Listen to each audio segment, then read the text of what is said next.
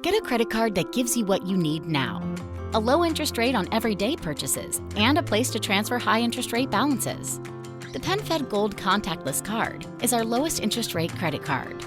You can even earn a $100 statement credit when you spend $1,500 in the first 90 days. Join PenFed and together we can help you keep more of what's yours. Visit PenFed.org/goldcard. To receive any advertised product, you must become a member of PenFed, insured by NCUA. And what's on your mind this morning, Felix? Well, a little campaign news. Mayor Pete Buttigieg is going to be here in the Tampa Bay area. He's going to hold one event here in Tampa, the Tampa Bay History Center with veterans, private event. That's going to start at 3 o'clock, and then he's going to St. Pete, where he will be at the Pinellas County Clerk of Courts building between 5:30 and 6:30. Looks like he will be joined by Charlie Crist, State Representative Jennifer Webb, and Representative-elect Michelle Rayner to talk with LGBT voters in St. Petersburg. So 2 big campaign stops for Mayor Pete, the former presidential candidate himself. So we're seeing a lot of the heavy hitters coming to Florida. Vice President Joe Biden will be here on Thursday as well. So we're in the final stretch. Remember, early voting ends on, I believe, Saturday or Sunday. Check your local elections office website to find out exactly when they do close. And a reminder, if you have an absentee ballot, fill it out, drop it off at one of the early voting sites or your local supervisors of elections. Don't wait and try and mail it at this point. I think we're past the point of no return, in my opinion, legally, because you don't want your vote being caught in the mail system and arriving after Election Day here in the Bay Area. So make sure you drop off your absentee ballot or just go and vote early.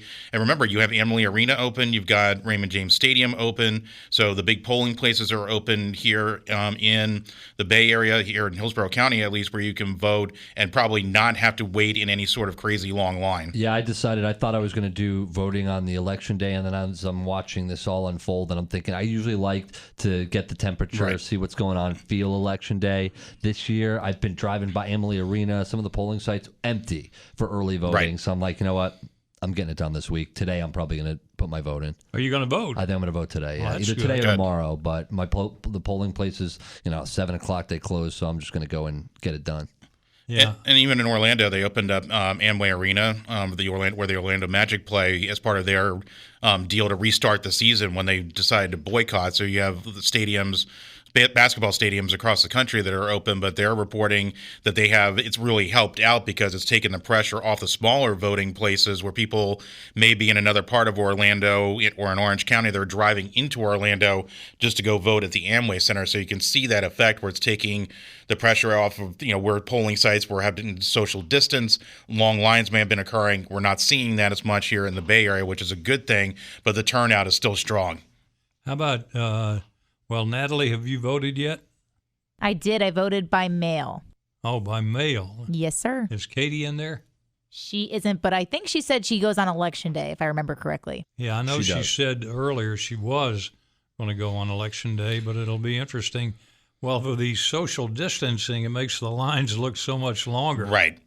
But I know we went, and I thought, good Lord, that line goes way, way back. We went to a library on Manhattan in Tampa, and we were there total voting and everything, 26 minutes. Yeah. Which wasn't bad at all. And my dad, he's one where he wants to vote on Election Day too, but he's in a unique circumstance where his building in Sun City Center, it's a retirement community where normally they are a polling place for that neighborhood around him. They are now only going to be a polling site for the residents that actually live at his retirement community. They've closed it down to the general public, which is good. So he feels fairly safe voting on Election Day without any problem because they only have about 1,000 people that live in total at their 3 properties. But for people that live in retirement communities or voted at former retirement communities in Hillsborough and Pinellas County, check your polling location because they may have changed if you're waiting to vote on Election Day, because some of them have to close down to the public because of the coronavirus outbreak. Is too much of a risk,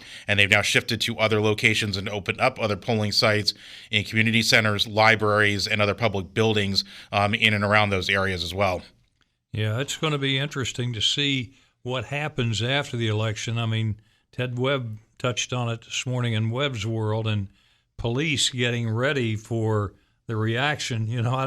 I don't recall us ever having that problem before, but apparently we're going to have it this time. Hopefully we won't, and I think we'll, with all the mail-in voting and the early voting, I think we'll start to see a good chunk of the results come in by election night, where we'll have a feel of where the election is going to go, at least here in Florida.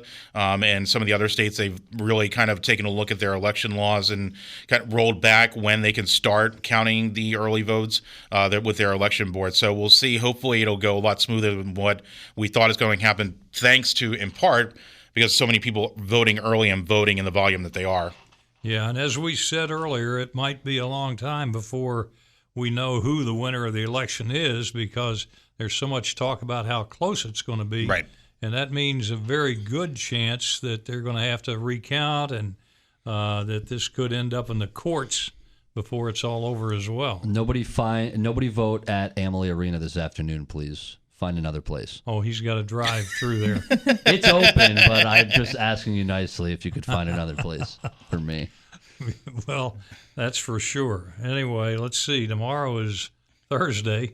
Is that right? Tomorrow's Thursday. Yes. Tomorrow's Thursday already. You're going to be here tomorrow. I will, and I'll probably have an interesting report about one of my friends who went to jury duty today for the first time in Hillsborough County since the coronavirus. In person. Yep. Yeah, that's got to be a lot easier than doing Zoom juries. I got a whole laundry list of excuses to get me out of jury duty in the future. I bet none of them are valid. Well, being on the radio will get you out of it. That'll do it. It's gotten me out of it a couple of times. I'll just say I know Jack Harris. Oh, so get out of here. Well, we'll see you tomorrow morning at 5 on AM Tampa Bay. Get a credit card that gives you what you need now. A low interest rate on everyday purchases and a place to transfer high interest rate balances. The PenFed Gold Contactless Card is our lowest interest rate credit card. You can even earn a $100 statement credit when you spend $1,500 in the first 90 days. Join PenFed, and together we can help you keep more of what's yours. Visit penfed.org/goldcard. To receive any advertised product, you must become a member of PenFed, insured by NCUA.